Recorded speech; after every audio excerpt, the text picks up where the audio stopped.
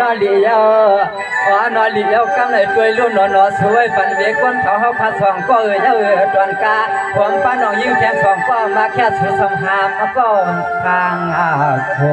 อายังหลวกวนจอยกวนแถมอายังหลวกวนจอยกวนแถมในวันนี้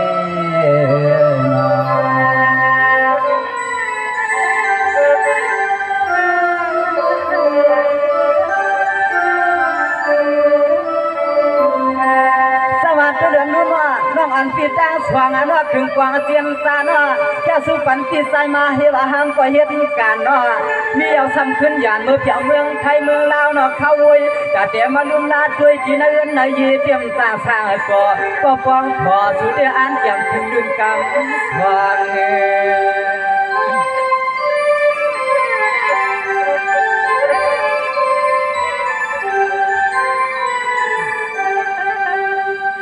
นอด้วยลู่นอนเนี่ยขวางมือคำน้อยยีปีมาแค่ช่วยยุนจูปีใจในเหลี่ยวนอนอเปลี่ยนจึงก็จึงเจ้าทมเมียนยาความป้าปลีสาวข้าวเจเงินวางแค่ปันแหงจอมกับชุดจะมีจิตนาน้ำแต่แพง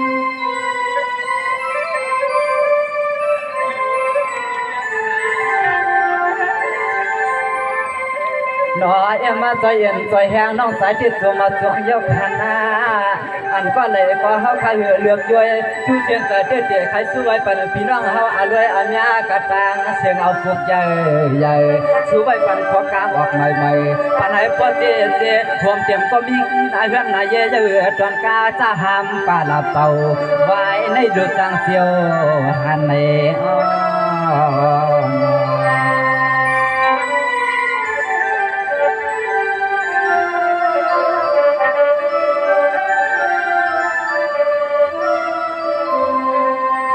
นายด้วยกวนลุ้นน้องยังอันที่จังสว่างเมื่อไกล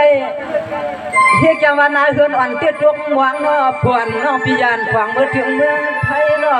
ก็หนึ่งสมาธิใจละสวยไปเลยมีเสียกวนคัดเจอกันตัวหอดเฮือนนี้น้อไปเลยเมื่อเปลี่ยนลูล่างน้ำมีเป็นจิตยาวน้อ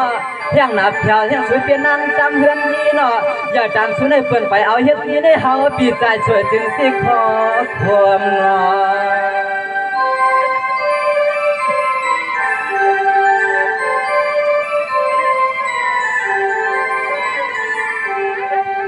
ฮัลโหลเมียนอยู่นาตั้งละสวยคนเปียวมัวห่างคนสางเสียงน้ำเปียวก็ยังไปมีก็เฮ็ดให้เฮ็ดส่วนว่าพอเมื่อเฮ็ดลงให้ตรงน้ำก็ยังไปมีก็สวนควรควางมือที่ให้ที่นาก็หามแบบนี้ก็ปาดแทงทวงเข้าวันจอมปลาหลังเฮาทำรถตั้งคนก็เด็กเก่า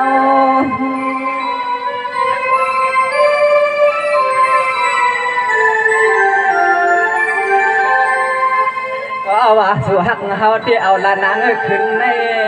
เพราะว่าสู่หักเขาที่นางน้องสองก็น่ะเอาละขึ้นในเขาปีเพียเราอาลังกามันใหญ่เจมืนใหม่สู่ในก้อยก็พอเพราะว่าเสียงน้องหมอลัดเคียวที่เขียนผาเขาที่จอมสู่อยู่ในนอ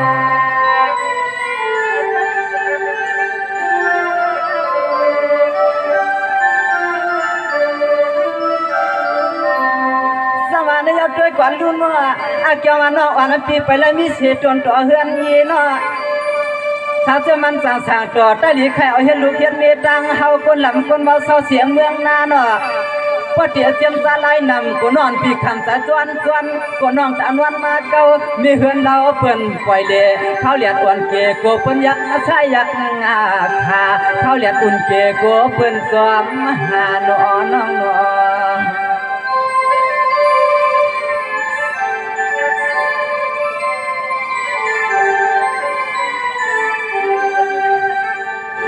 นอลียาวสวมยามาแค่ช่วยยุนจูก็เจียมกูก็กูปวนให้ปวดที่เมืองกลางคือกูห่วงเจียมพี่นาก็ลำแค่มาเทียงพอน้องสายแหงย้อนเลยกินน้ำกันเสลือหอมแห้งไปปวดอะไรค่ะเถอะ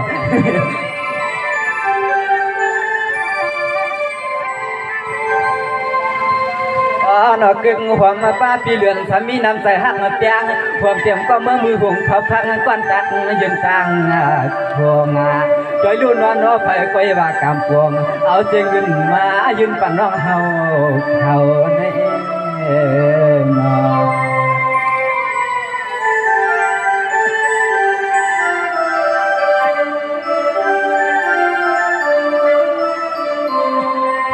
ในยักษ์ช่วยก่อนนู่นปีเหลือนนั่นว่ากึ่งตั้งเป็นยิบเหลี่ยมเนาะยักษ์ช่วยเงินอ่อนเนื่องมังก็เป็นมังจริงมังเสียงลายเนาะ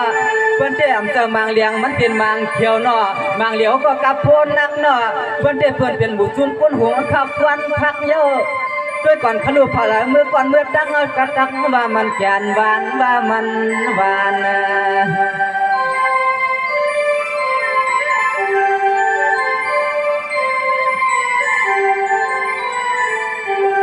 อันไหลมาแค่สู้ยุนสู้ในลีขายาวหนอจึงอันกูกว่ากูควรหาความจะหันคอผมรอทิ้งน้อประดับเตือนทุ่งเมืองมันให้เขาแค่สู้มา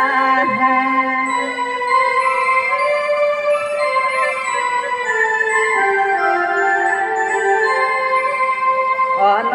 ตัวลูกปีเดือนช่วยปั่นตาจุ่มมือห่วงขาพังกวนตักยืนตังห่วงช่วงปั่นปีปั่นว่างปัดดวงปัดจานไหลกินไหลกูมาไฟก็ดูสุ่มปลาเป่ายังเมาเหือไหลมีรองตางอยากตังมี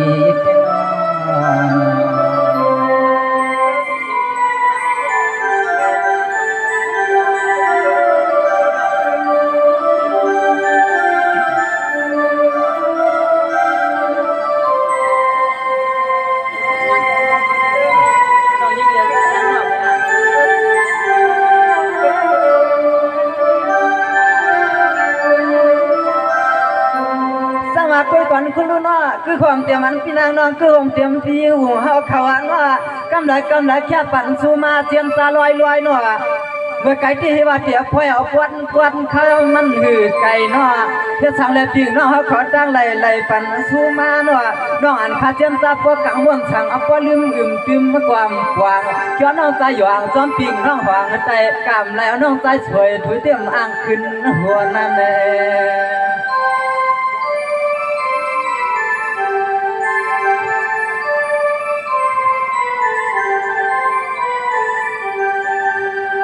นอเตรียมตีส่วนเตือนตี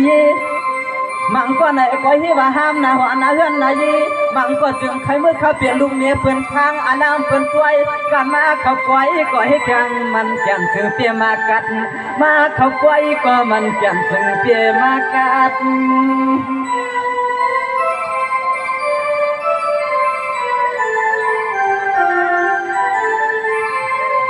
นายเอาป้านเสียสาวอันสวยปีดวงดีปานว่าเชื่อจะหามเป่ามังเผาละสวยปีว่าเคยเพียงกันขากูเห็นยืนโตมัด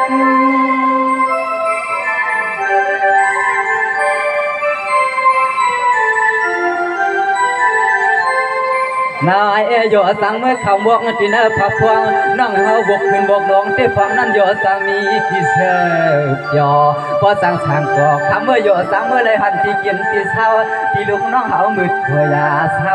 คำกึกงาในหันโจแก้วโจกำโจมาใจชวนเฮาที่พิษใส่หน่อย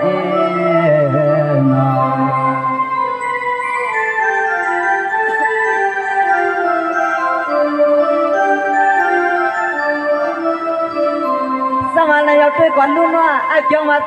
เพื่อนเตะถ้าอยู่ถนนรับเตียงทุ่งเมืองตายานไม่ไกลเนาะฮัลโหลเปิ้นมีไผ่ปุ่นเมืองใหญ่ให้ว่าไปเลยมีเสียก่อนจำใส่ลาเนาะแค่ปั่นซูมาให้ว่าหามปลาเป่าบางเผาเที่เพื่อนเลี้ยงเพื่อนเก่าทำคือหอมป้าพี่ห่อนสว่างสักให้ประโยชน์สายานดอกเพเขียน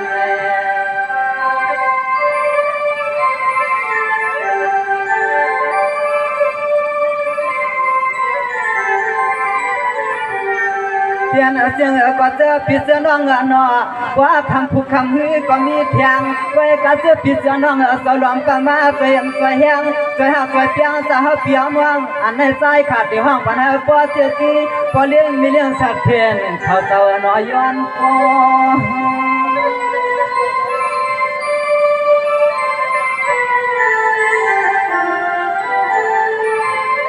อ๋อพี่เหลือน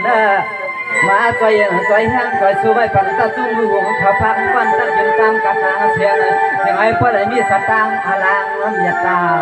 ก็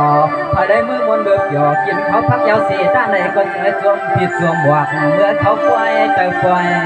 เนื้อพอยก็จมผิดจมบวกเมื่อเขาปล่อยเจอปล่อยเนื้อใน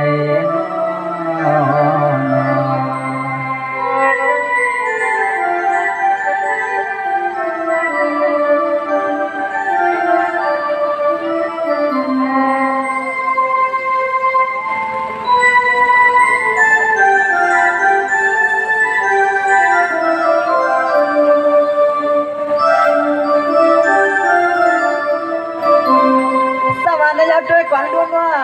สมัยนี้ตาเนาะให้อันนาเมียสตางเจ้าปอหัวปอหวยเนาะอะไรเมื่อจิ้มด้วยพักมาสู่เพียว่ามันหวานเนาะสมาเขาสู่สานให้เปลี่ยนเข้าสุกเนาะพละเมื่อจุกยันจำเนาะถึงตีกำนันกินเอาลงคอหนึ่งกำมันก็จึงอ่างปอปีรวมไทยรวมดาวชูไว้ปันเมเหือนอีกคือความนางสาวเน่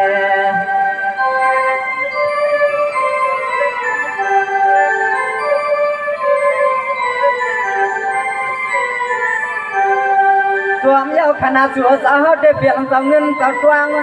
ไว้สาวดวงก็เหือกป่าใบนอนใต้ขาเตียไว้ช่วยปันคำเพราะว่าเมื่อเจ้าเตียงขึ้นลัดน้องใต้ขาเตียวันจับมันแพงไว้ในแหน่เตียช่วยปันปิงน้องเธออยู่ไกลเฮากันออกไกลเฮา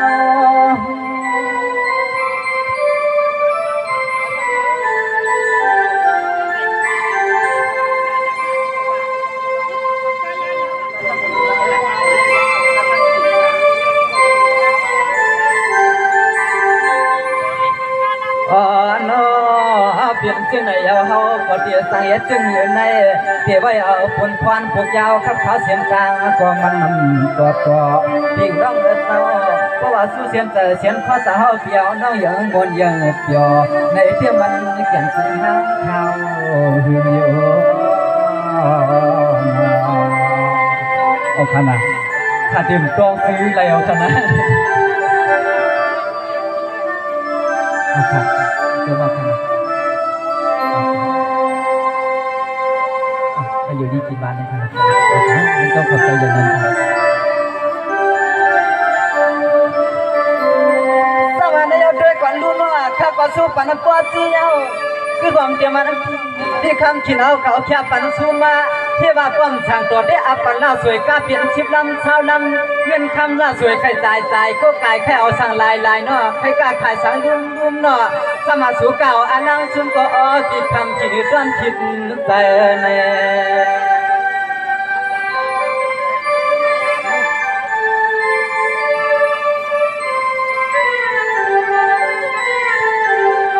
เปลี่ยนเจียงไหนยาวเปลี่ยนจากเงินจากคำเมื่อยามไม่เหี่ยวเขียว่าเดียดตอนการหนึ่งลำตอนคำหนึ่งกลมจะเฮาที่จวมก็อยู่ท่าก้อยกาเขตทางเปลี่ยนรวมโยเปลี่ยนรวม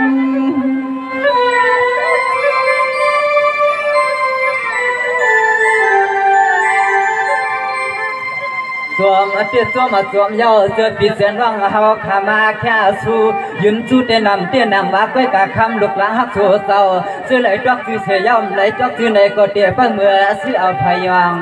แกงชาทู่สู้ตะวันตกเมืองย่าล้อมสุดวางเตือนสู้ปีสู้น้องเฮากูเศร้ากูป้ากูคุณและนอกกูนางกลางหลอดมันไผ่เจียมลองลีลองน้ำหวานสู้สาวเฮาไปชิงไว้ในใจข้า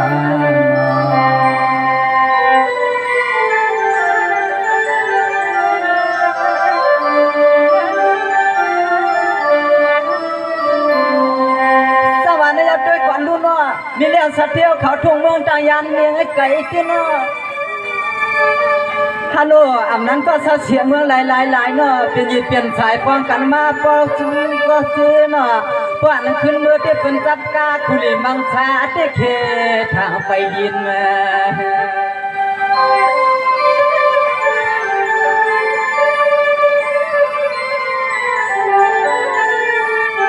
ไม่เอาก็เดียวเดียวหยอกเตียมหมวกลัดที่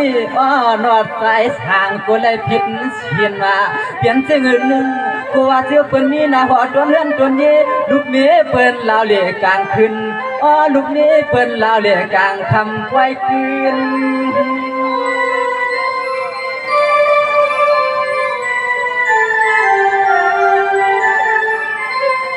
อ๋อนองเงินแค่ช่วยยืนจุดที่เสียงข้าวห้องยาวไกลกว่าหลายย่ออันปลาปลาลึงก็ขึ้นแทงใส่น้องปอวายอยู่ยาวฟังไก่อ้อสวรรค์ของเมืองยาวจวนกาผมปฏิอันอาศิจวงวัชชาก่อเพื่อนเดียยุคเอาอาเขาสวมก่อเมื่อไรชาผู้โกเปิ้นให้ว่าใจช่วยถึงตีนานผู้นั้นก่อนเลี้ยงเจียงในใจหมอห้องความหวานก็ต่อถึงวัดยามใน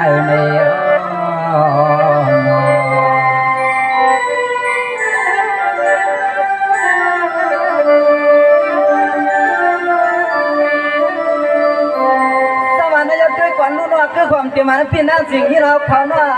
ซาเสียวันหมอกม่วงเหลืองเนาะก็แค่ปั่นสูมาเจียมตาลอยเนาะฮัลโหลด้วยก่อนดูสูปั่นเจหน้าเตรียมมันพี่นั่งสว่างเนาะแค่กวางย่างตำเงินคำจะถูกเจ้าเฮาเปลี่ยนมาเนี่ย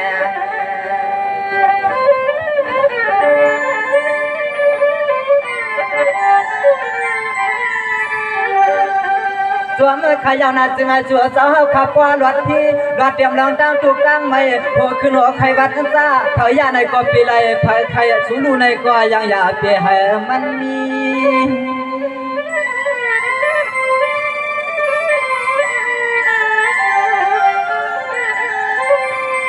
นายเอาฮะอันนั้นก็เลยอยู่ดีกินมันเหตุการณ์ตัวดักอาสักยาวใหญ่ว่าเผยก็ล้อมหักจมตักจมกุบปีกน้องหวางแต่ให้อันสูเจ้าตาหนึ่งไหลคำลิงเงินหูถึงพี่เดินสายนำคนขึ้นยา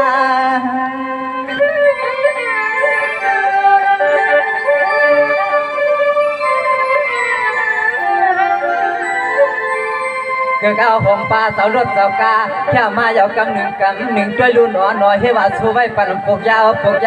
อไก่เอาขับมันข้าวปกยืนที่เขียช่องสวมพี่กวนนาบยอสู้ใครยิ้มกันก็สองมือห้องสู้ช่องสวมพี่กวนยอสู้ใครยิ้มกันก็สองมือห้องสู้เยาวกันน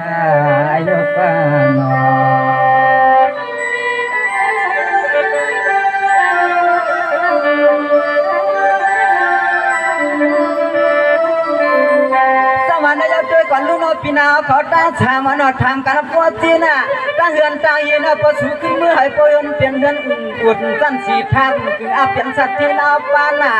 ชูจะอำละเหตุการงานให้พอเปลี่ยนเงินคำเปลี่ยนลายเนาะชูจะอำก็อำขายให้พอเจอเปลี่ยนปล่อยซาน่ะสมาชูจะอำละเหตุให้เหตุนาการเหือแตกในก็จึงให้ชูเจ้าป้อมมีอยากมีผ่านเนาะ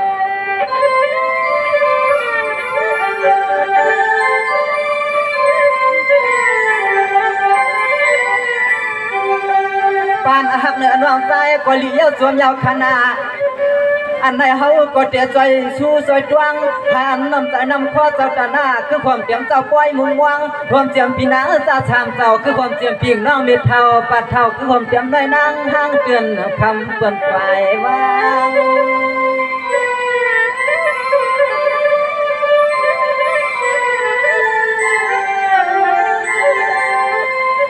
พี่นางกระตังเสียงเงินว่าเมื่อกะใครสั่งก็กำไรพี่น้องมันแบบถูกกะกู้ลองสั่งก็ลายน้องใจขาดสู้ไว้จันในจันนา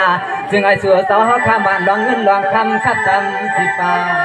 ลามายังอ่ำนี้เมื่อมันโฮมมันนาหายจึงไอ้สัวเสาข้ามมีกาปล่อยชุดเสียงวันชายข้า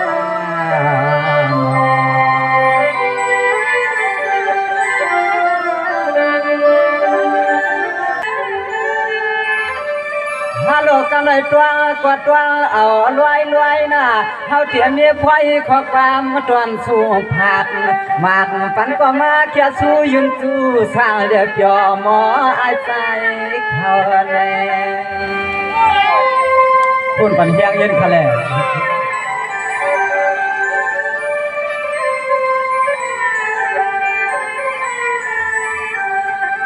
เอาความสมขอความตวนสู้ก็มาแค่สู้ตวนเฮาเมื่อยามในเขวลาก็เสาที่ไผใจแหลงท่องเวลามือเฮือน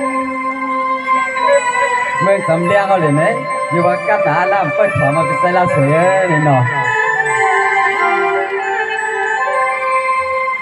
นวันเล็กขึ้นพูดจนมาเฮาเปียวนอกที่แล้วปุ่นควันเหมือนเสือกูมือกูยามผู้หมอห้องปั้มก็มีไว้ไหลก็สัวเสาเฮาคาเปียกข้อขึ้นได้เสือเมืองเสาเลียง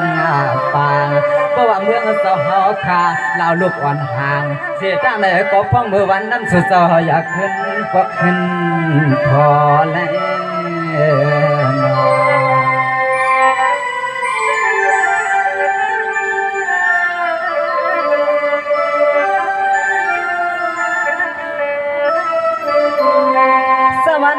ก่อนรุ่นว่าปีสายเรียกกันว่าน้องอันในการเจ้าเฮือนมีลุงมีให้เศร้าก็คนเดียวเนาะปีเปลี่ยนพอเฮือนเขียวให้พอพวกตามเนาะเฮือนเงินเฮือนคำปีตังสองอย่าให้มันสมันบ่ลาลาน่ะในปีวันตาปีหอยพอเลยแค่มาสาตาเสพี่ความยากคนความเสียวหน้าเฮือนสุดเจ็บพอตั้งเตียงเดือน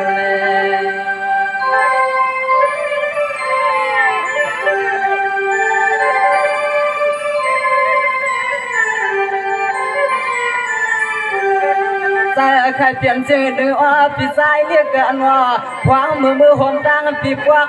ลองไล่ลองวักชื่อก็คำปีหมอวนเตรียมลองตั้งคนตั้งขึ้นตั้งใครอันลองตั้งทุกตั้งใหม่เตรียมลูกนี้เลยผู้เจ้าพอเรียนหมอห่างดุมลาพอเรียนนี้เจ้าสองก็ยังยันหมอหอยแสบป้า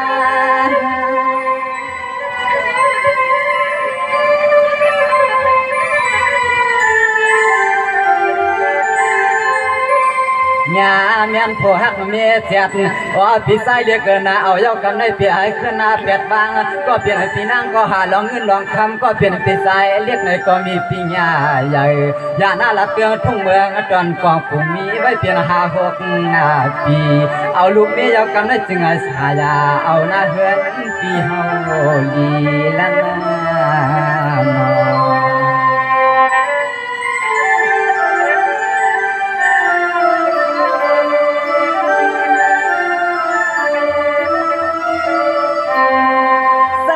ให้อันยันขี่พี่กลางนะพี่นางขาลุ่มฮอดมาถึงในควายในลามา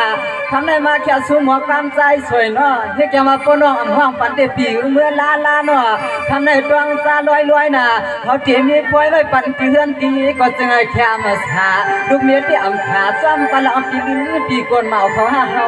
ทำ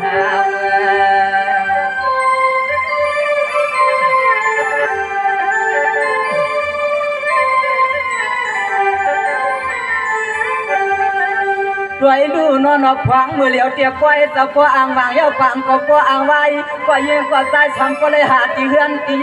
คือก็หอมเจียมพี่น้องสักทีกระตังเสียงมาแค่ชูยืนจูลูกใจไปยินและขอสายความในสู่เจ้าปออ่างวางไว้หลายยา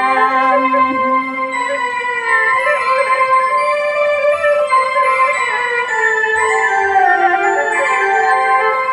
น้อยเลี้ยยองอำน้ำใจน้ำคอพี่สายเรียกเสียเลยคือความตาพี่พวกหลับเพื่อทุ่งเมืองจอนกวางกรุงอายุอ่อนผู้เลี้ยงเมียไรมีศิษนามาแค่สู้ยืนสู้กันอยู่น้อยอยู่น้อย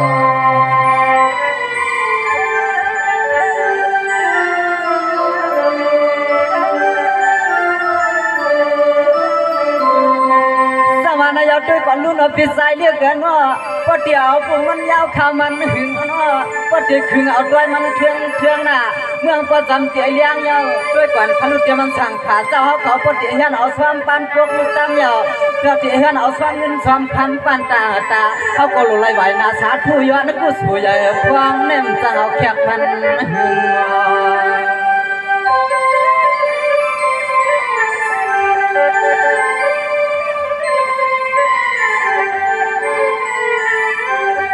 เดี๋ยวมาเครื่องละจูปีสายเดี๋ยวมายานที่วัดเดือนก็เสือสัมปะเลยถึงอะไรนั้นอาคารหักถึงหาเรือนหาวงหาวันสัมปะหัดจิบขบปีเมืองถึงเมื่อเลี้ยวปีเฮากายางจอดขึ้นปอกแถวขึ้น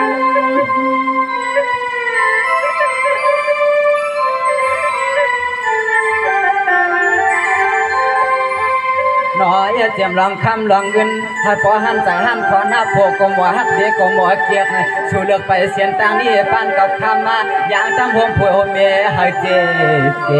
ให้ก็อย่าเลี้ยเก้าน้อยดังต่างใจต่างเด้อซึ่งให้พอเลยมีเหลืองมีเรื่องมีเด้อทะเล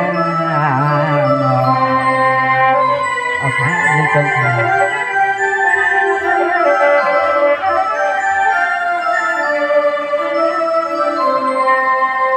นายพิสัยเรียกกันว่าปฏิลัดนำที่กัมพินอติสลามหวังเฮาเนาะปฏิเก้ากันตั้งขึ้นละสวยเหมือนตาเมืองบ่เลี้ยงเนาะกันไปปันเฮียงก็หึงเนาะจะถึงกันก็ลิ้นไว้เนาะเมื่อในพี่นางเสียงจริงเขาให้จัดตาหน้าลงเฮ็ดไว้ขึ้นไว้เขาไว้เงินเลี้ยวพักก็มายืนมาส่งพิสัยเรียกเอาเงินคงเนาะสู่หันใจหันคอมอย่างนั้นน้องใจเขาเนาะ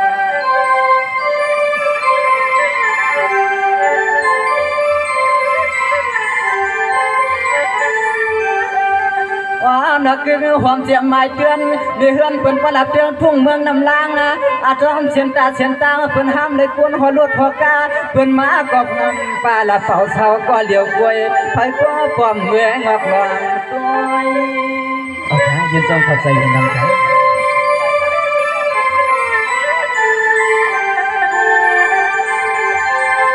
ว่าอย่าเนาะด้วยรุ่นนอนเดือพังในสัวสมาแค่สู้ยืนตัวปันน้องใจเตือว่ามาใจเย็นใจเฮียซาเฮาให้เก้าไว้หาพอห้างพอเฮือนพอไม้ปดเกินเกินขาด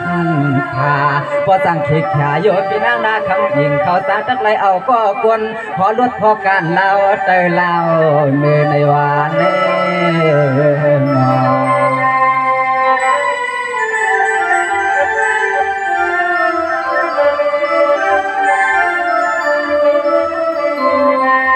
นายพี่นักคำยังเขาเนาะจังเปลี่ยนสารลาเนาะสังสือว่าหาเนื้อปล่อยเนี่ยจังเอาเผามาเตียนจาน่ะสวยที่มือเตียนต่างหน้าสมาเงินอ่อนซองสามางยืนปันเฮามาก็เพียงว่าเสื้อคุลีมังชานเฮ็ดมือเจ้าคำโพ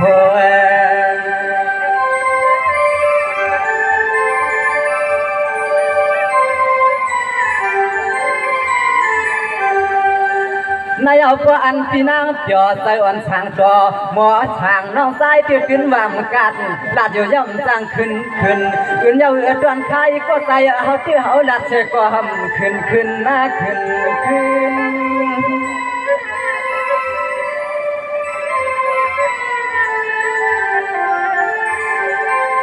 เมื่อหน้าพี่เขาเย็นมาถามก็คนหัวโดดหัวกาเขาเตมีคนหัวกาซ้ำหามาดอดเดียวดีบ่มา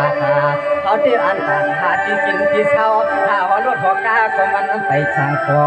หาได้เพียงเวลาเยาเขาไปทวดหดยาหัน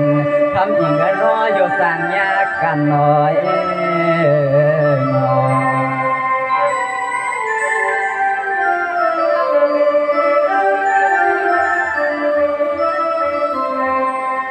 มาในเอาด้วยก่อนรุ่นว่าอาเจ้าป่านไว้ง่ายเปนียดสาวเนาะป่านกลางหนาวเปนียดมีเฮือนมันจนเปนียดสาวเนาะพวนเป็นจับใครจับหนาวซ้ำยานานเขียนเนาะถึงตีกันในพวนสู่ซ้ำเปิดจับเสียนต่างหนาวซ้ำยานานเขียนฮัลโหลสมาผู้สู่ตายเขาเต็มมือเตียนกับพ่อจางสั่งตัวมันจางผิดสั่งแม่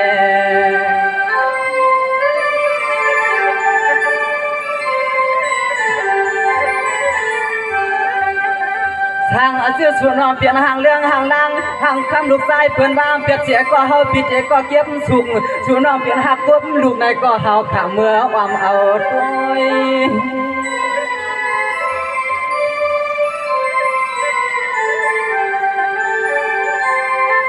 ว่าอย่านอลีเยาจอนน้ำใจน้ำคอขเปลี่ยนเคยมีนั่นนอนอซึ่งไอ้พ่อเลยเหมือนตนเสือตนคว้าซับพอกุตาหา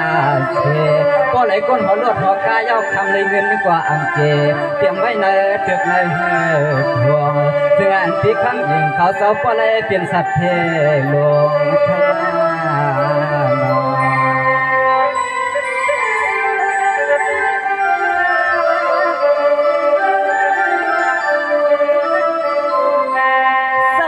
ด้วยก่อนรู้เนาะพอส สูมือถึงกวางลางเนาะเมื่อสู่ไปซ่อมตั้งให้ปัวหันเชียงเนาะตั้งขีตั้งอย่างอย่าให้ทุบล้านน่ะผมเมื่อสู่คับกาให้ปัวยันกลางพี่เตรียมอันตั้งหัวตั้งเงินตั้งยี่ก็จึงให้ปัวเลยแค่มาสามังกลาป้าปะคำเบีย